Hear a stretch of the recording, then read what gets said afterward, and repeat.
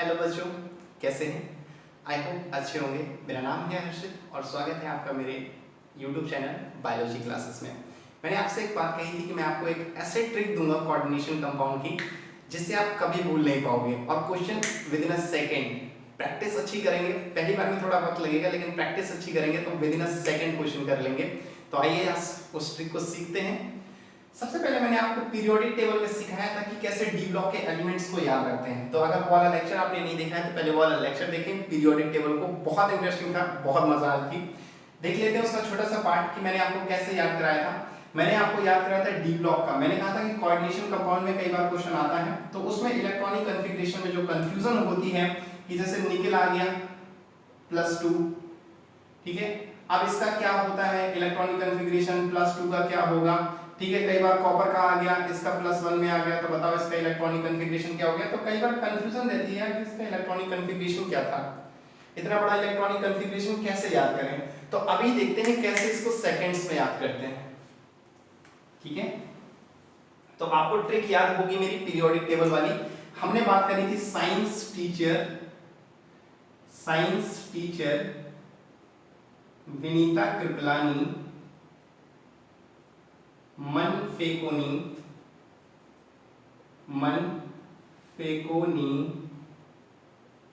क्यों जान जलानी। तो यहां तक हमें जाने की जरूरत नहीं है, इसको हम निगलेक्ट कर सकते हैं। हम सिर्फ यहीं तक रहेंगे, जिंक तक, ठीक है। तो साइंस टीचर विनीता कृपलानी, लिख लो इसे, चाहे लिख लो और जो पहली बार देख रहे हैं वो इसे लिख लें, जो देख चुके हैं तो वो तो उन्हें तो याद ही होगी ट्रिक कि साइंस टीचर विनीता कृपलानी मन फेकोनी क्यों जान जलानी, ठीक है। तो आपको ये ट्रिक याद हो गई। अब आपको ये भी याद रखना है कि इसका जो एटॉमिक नंबर है, आप पहले का नहीं आता कोई दिक्कत नहीं, जिनको आता है बहुत अच्छी बात है, नहीं आता है तो याद रखो ये 21 से स्टार्ट होता है, 21 से, ठीक है। इसका इलेक्ट्रॉनिक कॉन्फ़िगरेशन एटॉमिक नंबर 21, इसका 22, इसका 23, इसका 24, 25, 26, 27, 28, 29, देन 30, ठीक है। अब गाइस जो ध्यान रखने वाली चीज ये है कि अगर आपको ये पता है कि ये 21 से स्टार्ट होता है, देखो 2 सब में कॉमन है ना, सब में 2 कॉमन है, ठीक है। तो हम लोग क्या करेंगे, जैसे इलेक्ट्रॉनिक कॉन्फ़िगरेशन हमें स्कैंडियम का पूछा था, हम लोग क्या करेंगे, आगे का हमें नहीं मतलब क्या होता है, हमें उससे मतलब नहीं, हमें कोऑर्डिनेशन में सिर्फ इतना बताना है कि पैरामैग्नेटिक है, डायमैग्नेटिक है, इनर ऑर्बिटल होगा, आउटर होगा, कलर शो करेगा कि नहीं करेगा। ये जितने भी क्वेश्चन आते हैं ये इनसे विद इन अ सेकंड हो जाएंगे। तो सबसे पहले हमें क्या करना है, हमें इनका इलेक्ट्रॉनिक कॉन्फ़िगरेशन देखना है, सिर्फ उतना ही देखना है जितना जरूरी हो। तो हमने देखा कि 2 सब में कॉमन है, तो हम क्या लिख लेंगे 4s2, सब में लिख लेंगे 4s2, ठीक है। लिख लो जल्दी से 4s2, सब में लिख लो 4s2, सब में 4s2 लिख लो 4s2, 4s2, 4s2, ठीक है। गैलियम से मतलब नहीं। हमने देख लिया कि सब में 2 2, यहां पर क्या था 30 आ रहा है, यहां 2 कॉमन नहीं है, लेकिन हम इसमें भी 4s2 लिख लेंगे। जब सब में लिखते आ रहे हैं तो यार एक को क्यों धोखा दें, हमने उसको भी 4s2 लिख लिया।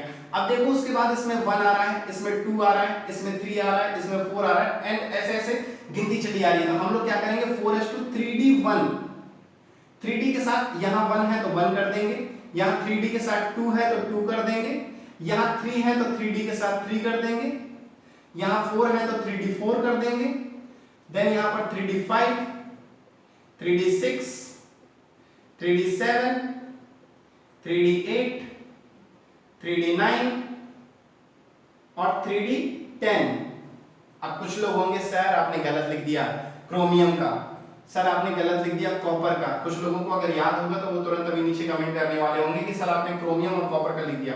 अब सुनिए, इसमें एक एक्सेप्शन है, मैंने पीरियोडिक टेबल में बताया था, इसमें एक एक्सेप्शन है। अब एक्सेप्शन को कैसे याद रखेंगे, तो पहले ध्यान से सुनिए। एक्सेप्शन में क्या आ रहा है, सी आ रहा है, एक्सेप्शन सी आ रहा है। तो जितने भी सी वाले टर्म है ना, अगर आप भूल जाएं किसमें था, जो 11th के बच्चे हो जाएंगे वो नए होंगे तो वो भूल जाएंगे पहली बार में। तो जिसमें सी आ रहा है, एक्सेप्शन तो याद आएगा ना, एक्सेप्शन में सी आ रहा है, तो जिसमें भी सी आ रहा है वो एक्सेप्शन है। तो क्रोमियम और कॉपर को उठा लेना है। अब एक्सेप्शन क्या है कि जब आप क्रोमियम को उठाएंगे मैंने क्या बताया था, मैंने इसका बता दिया 4s2 3d4, मैंने ये बता दिया। इसका क्या बताया 4s2 3d9। तो यहां पर जो मैंने बताया पहले वो लिखो 4s2 3d4। कॉपर का क्या है 4s2 3d9। अब देखो एक्सेप्शन क्या है कि एक्चुअली में आप पढ़ेंगे ये डी ब्लॉक एफ ब्लॉक में। अभी सिर्फ इतना समझ लीजिए कि जो हाफ फील्ड या फुल फील्ड ऑर्बिटल होते हैं वो ज्यादा स्टेबल होते हैं इन लोगों से, ठीक है, 3d4 3d3 वालों से। इनसे जो हाफ फील्ड या फुल फील्ड, अब हाफ फील्ड या फुल फील्ड क्या होते हैं, डी वाले में मैक्सिमम इलेक्ट्रॉन 10 भरे जाते हैं, ठीक है। तो अगर 10 है तो फुल फील्ड होंगे और 5 है इलेक्ट्रॉन यानी कि d5 है तो हाफ फील्ड होगा, d10 है तो फुल फील्ड होगा। तो ये जो हाफ फील्ड d5 और d10 ये ज्यादा स्टेबल होते हैं 4 से और 9 से। तो यहाँ पर क्या हो जाएगा कि यार ये कह रहा है कि मुझे एक इलेक्ट्रॉन मिल जाए कहीं से तो मैं तो स्टेबिलिटी गेन कर लूं यार, है। तो वो क्या करेगा, इस s का एक इलेक्ट्रॉन ले लेगा तो s में बचेगा 4s1 और 3d5। ये क्या हो जाएगा, क्रोमियम स्टेबल हो जाएगा। इसलिए क्रोमियम का जो होता है वो यहाँ पर क्या हो जाएगा 3d5 हो जाएगा, यहाँ पर 3d1 हो जाएगा, यहाँ पर 4s1 हो जाएगा और 3d5 हो जाएगा। ऐसे ही यहाँ पर भी क्या कह रहा है, एक इलेक्ट्रॉन मिल जाए तो यार मैं भी स्टेबल हो जाऊं, ठीक है। तो यहाँ पर भी क्या हो जाएगा 4s1 हो जाएगा 3d10 हो जाएगा। तो कॉपर का क्या हो गया 4s1, कॉपर का क्या हो गया 4s1 3d10। यहाँ भी क्या कर लो 4s1 3d10, ठीक है। तो ये एक ट्रिक थी इलेक्ट्रॉनिक कॉन्फ़िगरेशन को याद रखने की, ठीक है। तो एटॉमिक नंबर आपको मालूम है कि सब में 2 2 2 2 2 2 आ रहा है, कॉमन है, तो आपने 4s2 लिख दिया, लास्ट में 1 आ रहा है 3d1 3d2 4s2 3d3 4s। यहाँ पर क्रोमियम और कॉपर में याद रखना कि ये एक एक्सेप्शन है, ठीक है। सी से याद रखना एक्सेप्शन और सी से याद रखना कि कॉपर और क्रोमियम में है। अब तुरंत जैसे ही पूछे, सपोज कि उसने पूछा निकेल, ठीक है, निकेल आ गया। अब उसने पूछा कि निकेल +2 एटॉमिक नंबर निकाला, कोऑर्डिनेशन नंबर निकाला, कोऑर्डिनेशन नंबर निकाला, उसने पूछा निकेल +2 बताओ पैरामैग्नेटिक है कि डायामैग्नेटिक है। तो आपने सबसे पहले निकेल का लिखा, निकेल का आपको याद होना चाहिए। ये जब आप याद कर लेंगे ना कि निकेल का आपको पता है कि यार 28 होता है, 28 का मतलब आगे जो होता है 2 होता है, तो हमने लिखा 4s2, पीछे जो होता है 8 होता है तो हमने कहा 3d8। ये तो नॉर्मल निकेल का हो गया, लेकिन उसने कहा निकेल +2 तो 2 इलेक्ट्रॉन यहां से हटा दो, तो ये हो जाएगा 4s0 3d8, ये हो जाएगा निकेल +2 का, ठीक है 3d8। अब d में हमें मालूम है कि 10 मैक्सिमम इलेक्ट्रॉन होते हैं, 8 भरने तो कैसे भरेंगे 1 2 3 4 5 6 7 8। अब देखो 2 इसमें अनपेयर्ड इलेक्ट्रॉन बचे, तो अब ये आपको देखना होगा जब आप कोऑर्डिनेशन कंपाउंड पढ़ेंगे तो ये चीज आपको एक्सपीरियंस में आ जाएगी कि ये स्ट्रॉन्ग फील्ड लीजेंट है कि वीक फील्ड लीजेंट है। स्ट्रॉन्ग है तो इसको पेयरिंग करा देगा, और अगर वीक है तो पेयरिंग नहीं कराएगा। अगर पेयरिंग करा देगा तो कोई भी अनपेयर्ड नहीं बचेंगे। अब एक ट्रिक याद रखना, यूपी उत्तर प्रदेश, जो यूपी वाले बच्चे हैं उन्हें तो याद रहेगा, और दूसरी याद रखना पीडी, एक याद रख लेना यूपी उत्तर प्रदेश। यानी कि अगर अनपेयर्ड इलेक्ट्रॉन है, जैसे अभी क्या है ये पेयरिंग नहीं है, अनपेयर्ड इलेक्ट्रॉन है, तो ये अभी क्या होगा पैरामैग्नेटिक, ठीक है, पैरामैग्नेटिक, पैरामैग्नेटिक, ठीक है।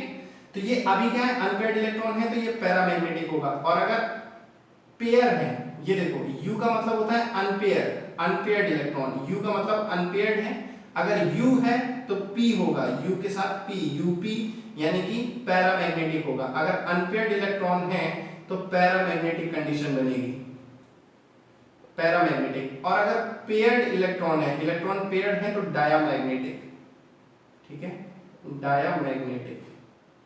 अब सपोज कि यदि स्ट्रॉन्ग फील्ड लीजेंट होता तो ये पेयर हो जाते, ठीक है, जब पेयर हो जाते तो ये ऐसे हो जाते, ये ऐसे हो जाते। अब कोई भी अनपेयर नहीं दिख रहा, अब ये कैसा हो जाता, पेयर है तो P के साथ D, यानी कि अब ये हो जाएगा डायामैग्नेटिक, ठीक है, डायामैग्नेटिक। अब कई बार एक क्वेश्चन और आता है, बोर मैग्नेटिन का भी आप सुन लो, कई बार बोर मैग्नेटिन पूछ देता है, ये पता नहीं आपने पढ़ा है नहीं पढ़ा है, तो याद रखना बोर मैग्नेटिन पूछ देता है Mn+2, बोर मैग्नेटिन कितना होगा। तो एक्चुअली में जब भी कभी बोर मैग्नेटिन पूछे ना कि इसका बोर मैग्नेटन क्या होगा, तो निकालने की कभी जरूरत नहीं है। आप ये देख लेना अनपेयर्ड इलेक्ट्रॉन कितने हैं। एक अनपेयर्ड इलेक्ट्रॉन होगा तो बोर मैग्नेटन 1 पॉइंट समथिंग होगा, 2 अनपेयर्ड इलेक्ट्रॉन होंगे तो बोर मैग्नेटन 2 पॉइंट समथिंग होगा, 3 अनपेयर्ड इलेक्ट्रॉन होंगे तो बोर मैग्नेटन 3 पॉइंट समथिंग होगा, 4 अनपेयर्ड इलेक्ट्रॉन होंगे तो बोर मैग्नेटन 4 पॉइंट समथिंग होगा। ये आप देख लेना किसी में भी, सिंपल सा, सॉल्व करने की जरूरत ही नहीं है कि 2 अनपेयर्ड इलेक्ट्रॉन है तो n में 2 रखा, 2 + 2 करा, √2 का निकाला तो कितना आया, ये सब नहीं। 2 अनपेयर्ड इलेक्ट्रॉन है, 2 पॉइंट समथिंग, जो भी ऑप्शन होगा उसे टिक कर देना, ठीक है। तो ये एक छोटी सी ट्रिक थी, प्रैक्टिस करिएगा। जब आपको प्रैक्टिस हो जाएगा ना तो इलेक्ट्रॉनिक कॉन्फ़िगरेशन तो आपको याद ही हो गए। साइंस टीचर विनीता कृपलानी, मन फेंकोनी क्यों जान जलानी, बस ये याद रखिएगा। उसके बाद आपको याद रहेगा 21 22 23, 4:3D1 4:3D2, और ऐसे जब आप याद रखेंगे ना तो आपको देखते ही क्वेश्चन आएगा, कोऑर्डिनेशन का फॉर्म में निकल गया या किसी का भी आ गया। और कई बार अगर ऐसा आ जाए, एक बात और, ठीक है, कई बार अगर पूछ दे कि मान लो उसने हाफनियम का पूछ दिया, अब कह दो कि यार वो सर ने तो साइंस टीचर विनीता कृपलानी पढ़ाया था, हाफनियम का तो पढ़ाया नहीं। तो देखो मैंने पढ़ाया था इसके नीचे सेकंड ईयर लाइन एसिड टीजरा हाफ, वो नवाब था। तो इनके नीचे जो भी आए, अगर इनके नीचे वाले एलिमेंट, आप पीरियोडिक टेबल एक बार जरूर देखिए, जो बच्चे के फर्स्ट टाइम देख रहे हैं पीरियोडिक टेबल देखिए, जो भी इनके नीचे आ रहा है, मैंने कहा था क्यों आ गया हूँ, जिंदगी का बाड़ा हो गई, नहीं पढ़ोगे पिटोगे कौन रहेगा इधर, फिर रूट हाउस मन तक रे, करोड़ मोल वाली, ये सब मैंने ट्रिक बताया था, ठीक है। ये आपकी पीरियोडिक टेबल की ट्रिक है। तो अगर टी जरा हाफ जिरकोनियम का उसने पूछ दिया, होता है कोई टीचर पूछ देता है जिरकोनियम +2 दे दिया, अब आप कहेंगे अरे यार हमें तो टाइटेनियम को पता है, जिरकोनियम को पता ही नहीं है कितना होता है इलेक्ट्रॉनिक कॉन्फ़िगरेशन। तो यार अगर इसके नीचे वाला एलिमेंट है ना, टाइटेनियम के नीचे आ रहा है, तो उसका भी इलेक्ट्रॉनिक कॉन्फ़िगरेशन कितना हो जाएगा, जिरकोनियम का भी आप 4:3D2 लिख देना, ठीक है, ऐसे निकाल लेना। उसके नीचे अगर आ रहा है तो वही ऊपर वाला रहेगा, ठीक है। ट्रिक होती है यार, कहीं गलत नहीं होगा। सो पढ़ते रहें, एंजॉय करते रहें, थैंक यू।